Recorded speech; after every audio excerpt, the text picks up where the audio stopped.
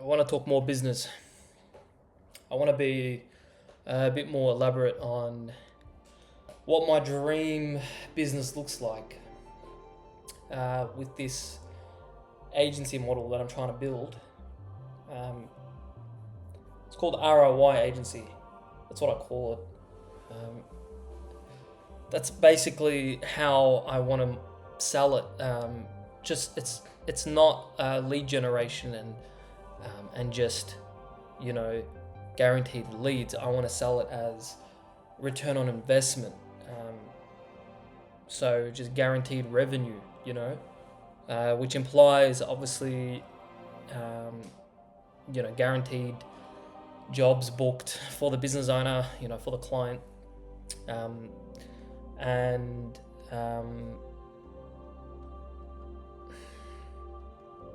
I want to. I know exactly how. I know exactly the kind of product I want to sell.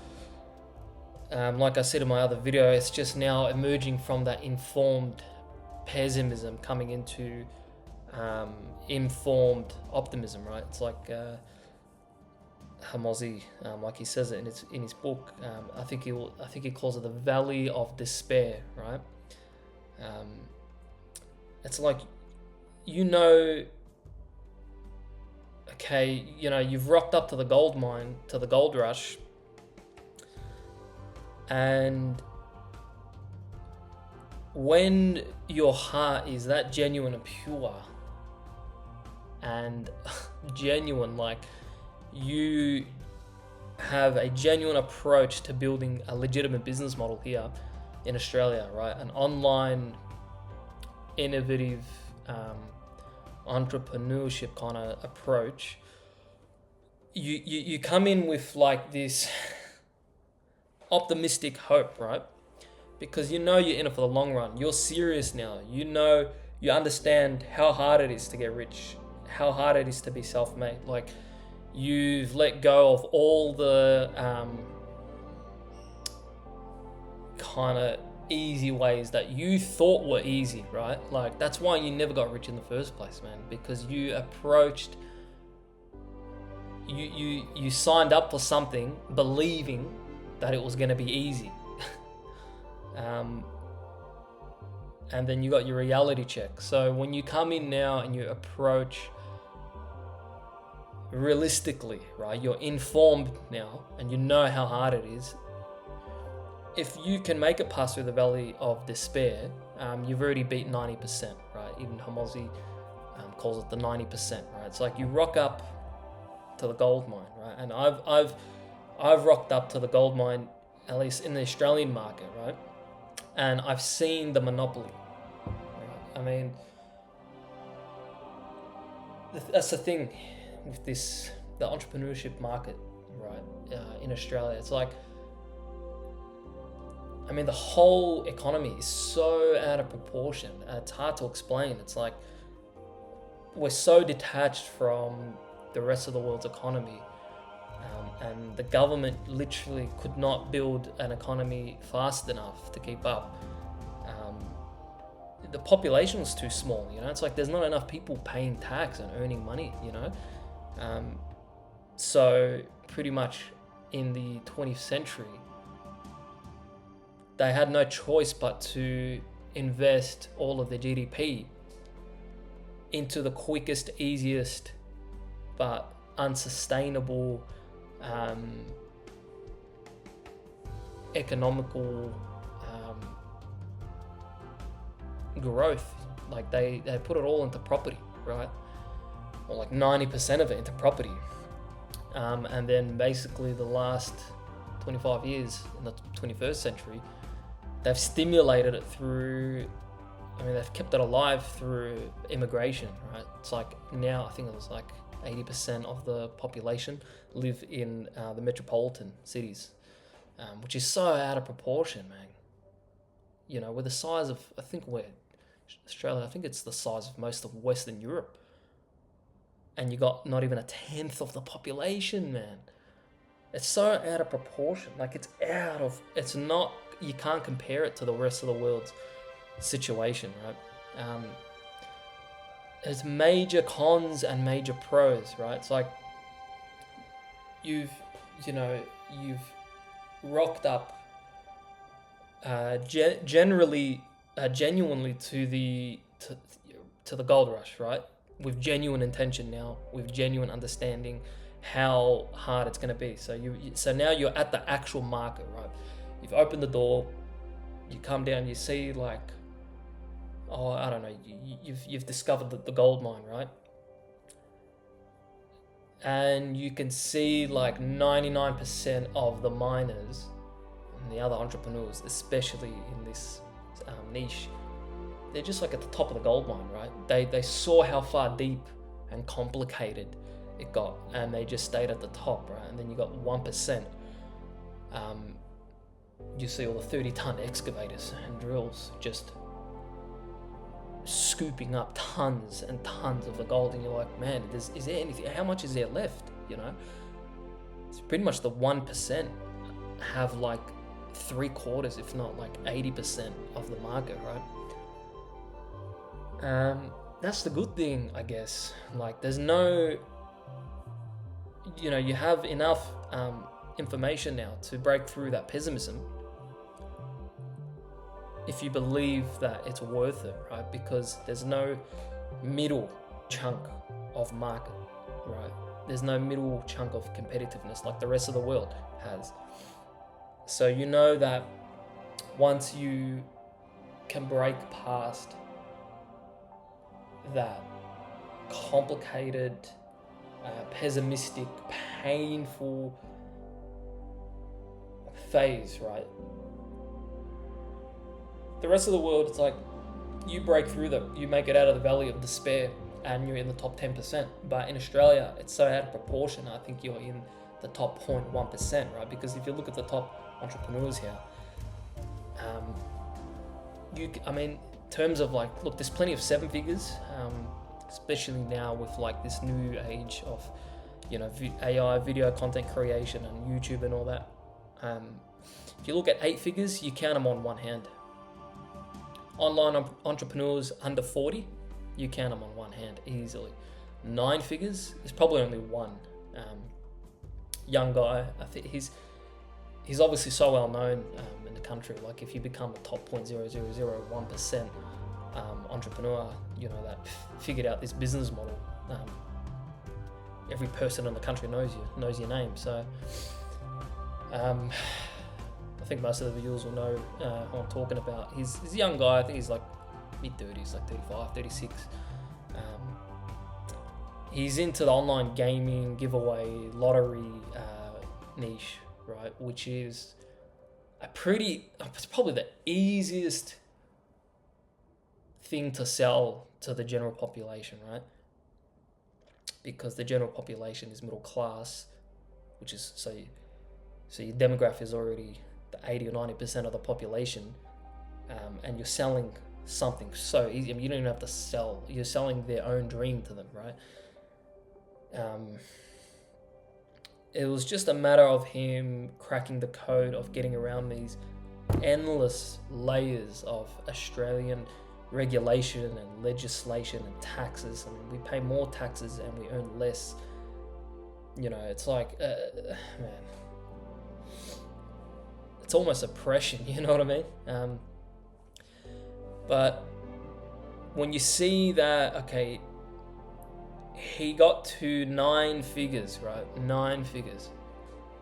I mean, now he's a billionaire, but I mean, in terms of revenue, like just from the business, I mean, once you get to like 8 or 9 figures,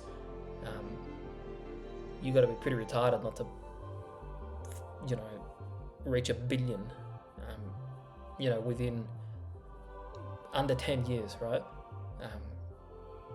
I think, yeah, he was like in the 9 figures, early 30s, and now I think last year or even the year before, that's when he hit $1 billion.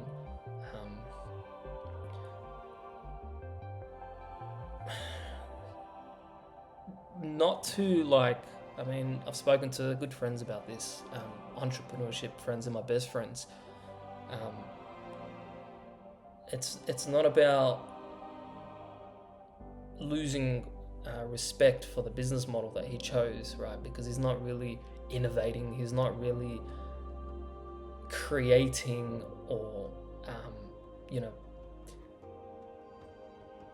pioneering, he's just figuring out why the 99% that have considered this business model have not been able to crack this code of taking most of the profit from the raffles and from the money of the giveaways, right? Like, he's giving away crazy stuff, luxury cars, supercars, even houses, cash, like millions. And his lottery is like over 100 times better odds than your normal lottery. So he spent those years of pain and hell figuring out the business model, how to make it work, right? So he cracked the code, and it's not like he went, from the bottom and climbed his way up, right? He didn't compete with anyone because the economy, the market is so like infantile, right? It's like so out of proportion. He just went completely from like the top 10-20% to the 0.0001%, right? He went from the absolute base to the top of Mount Everest. You know what I mean? He went from I got another good friend who's like one of the most well-known influencers in Melbourne, especially when it comes to like the car niche and just that social media JDM world. He's definitely the most well-known in Melbourne, one of the most well-known in Australia, and he has a good friend that worked with this billionaire, and he went from late 20s, like 29, 30. Earlier, sorry. He was younger. At like 26, 27, dead broke. Not even 10 years later, billionaire, right? Less than 10 years. Less than 10 years, man.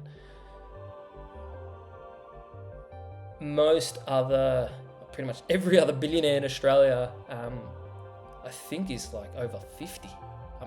Under 40. I'm trying to think, like, obviously not through like inheritance, like self-made. Under 40, you could probably count on one hand, and the rest spent like 2 family generations reaching $1 billion, right? He got there so dead broke. I think he moved back in with his parents, I think. He's from an area not too far from mine, actually. For a couple of years, and then God knows what he went through. God knows what the hell he went through, man. Hell. You know what I mean? It's hell. It's not like he competed at a millionaire and then he had to like, change niche, change business, change approach. He did reinvent his business model, but he didn't compete with anyone. Now he's got like 100 little sardine competitors at the bottom, right? But he went straight, not to the top, he went straight to the absolute peak of what's possible in this economy, because he cracked that code of that pessimistic belief, right? Same kind of thing with this business model that I'm in.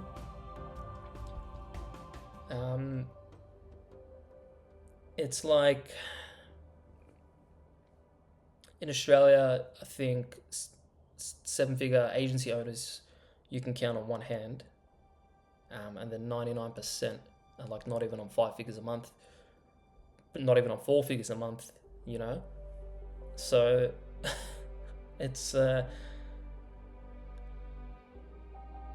that's the thing. It's like you rock up to the gold mine, and you're too far in to believe that there's no potential.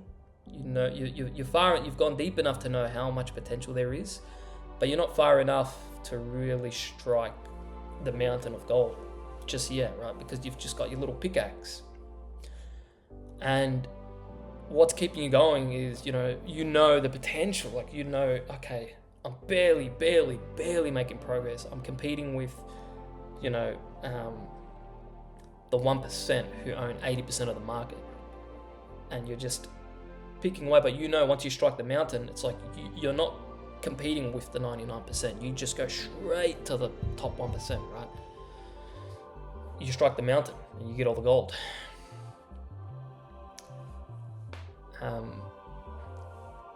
It's just a matter of meditation and understanding your position, right? Knowing how hard it's going to be, cracking that code that the 99%, not that they were too dumb enough, probably, not that they were too dumb to, but too lazy or too pessimistic, they're in their lower vibration, which is just all limited belief. So it's not like, unfortunately for them, it's not something in their physical. It is in their physical control, but they're not conscious of that, man. So they're in hell, literally, because they don't know that it's in their physical control. And that's why I truly believe that I have the only thing that I need to get to the top 1%, which is thinking with a high enough vibration,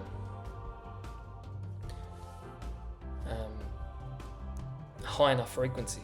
So it's not that it's, I got no limiting belief at all, just because I'm realistic about what I'm dealing with, and I understand how this market looks, and I understand how much harder it is going to be. It's that informed optimism, right? The mentors that I'm learning from, they're really low key. They're not. These two guys, they're not into the business of course selling. That digital product, that info product niche, like pretty much every other successful agency owner ends up following, that path, because it's much easier. It's much easier, much less headache. I'm not saying it's not a headache. I mean, building a legitimate course with legitimate information that actually helps other agency owners, like, it takes months and months, if not like a year at least, of really building a good enough product, right, to sell to other coaches, other agency owners. But I could see why they go that route. Like, man, you really can't blame them, like, you can get to 100K a month running an agency. You've got a team of 6 or 7 maybe. You got your head of sales, and then he's managing 3 or 4 good sales reps that you spent months training. You got your video editors, media buyers, you got your IT guys, service delivery, ad creative specialists. Whereas building a course, it's like you've just put all your knowledge into it. Your knowledge, that you genuinely know has worked for you, right? You probably got a couple of guys to help you along the way, but now all you need to do is just sell. You just need to convert. That's all you need to do, right? You don't even, it's become so easy to scale because the product has results. You're not actually selling the mechanics of running the agency itself. You're selling the mindset, the kind of identity you need to become, you need to have, right, to run the agency. You're selling guys their dream, right? And it's 10 times easier, and you make a lot more cash. So The only downside is probably there's no real longevity in it. I mean, you could probably sell the same course for 2-3 years, you know what I mean, before you have to really throw it in the bin and innovate. So the agency owners, they're making, let's say, the ones even on, 50K, 60K a month. It's like 5 times the amount of work, man, but it's all right. It's worth it, because once you become that skilled, they just run it. You know what I mean? They work. Like this mentor, the main mentor I'm learning from, I think he's like 24, 25 now, based in Europe. All of his demographic is in the US, right? So he's targeting mainly like roofers, landscapers, like tree removalists, pretty high ticket niche. Like, some of these roofers are on like some jobs are like 20K, US 30K. So some clients, they're paying him 3,000-4,000 US, a month retainer. And he's mastered the ad strategies to be able to give them that service delivery, right?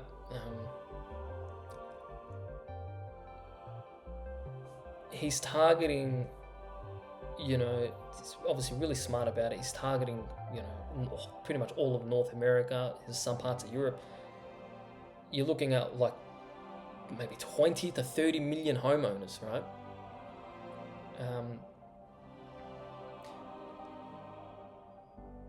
Yeah, he's competing with a lot of other agency owners, but 99% aren't at the level that he's already at. So he's got a demographic well and truly into the tens of millions, whereas in Australia, I think it's less than 5 million homeowners. Let's say 3 to 5 million homeowners. The 1% already target 80% of that. So you're dealing with, optimistically, probably 1 million. I'd say less than 1 million potential clients, right? Which is still more than enough to become, to earn millions. More than enough. Like I said, it's just a matter of meditating and building and planning and structuring, which I think I have everything really down pat. It's now I have that aggressive patience to get enough results for my first couple of clients before I tap into my own network and see how just max out my own network, before I really start reaching out. But yeah, that's what my ideal business looks like at the moment, currently. 100K a month would be like probably around 20 clients, a team of like maybe 4 to 5. I'm thinking like maybe head of service delivery, media buyer, video editor, and maybe like an appointment setter at 100K a month. That looks pretty ideal currently from where I'm at.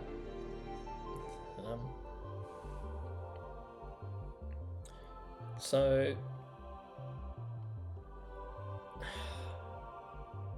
obviously the goal is to get there as soon as possible,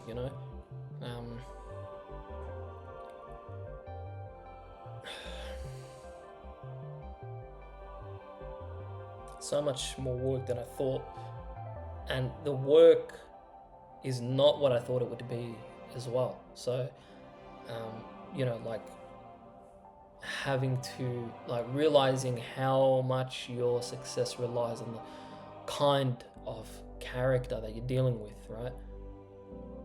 It's like I said, big cons but big pros.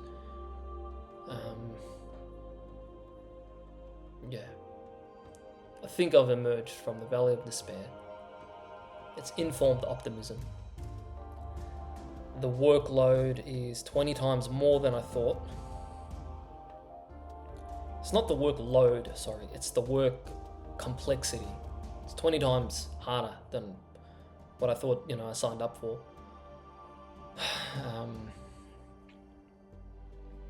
So let's document it, huh? I'll share my next onboarding that I do. Whatever client I managed to sign, and I want to document my progress with the business, hopefully to 10k a month, and just as far as I can. So 26 minutes. Yeah, well, like I always say to you, good luck. Good luck to you.